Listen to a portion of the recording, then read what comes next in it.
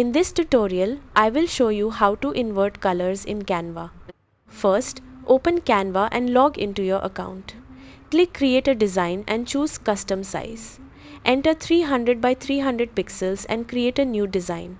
This will open a blank canvas. Next, add the image you want to edit.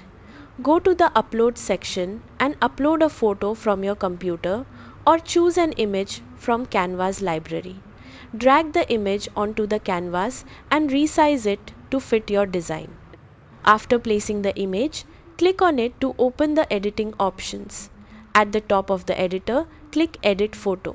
This will open the photo editing panel.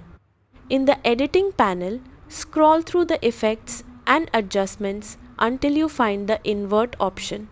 If you do not see it immediately, check inside the effects section or search for invert in the editing panel.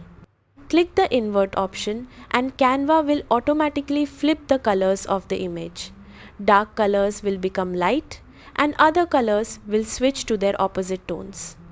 You can adjust other settings such as brightness, contrast or saturation if you want to fine-tune the final look. When you are happy with the result, click Share and then download to save your edited image. That is how you invert colors in Canva.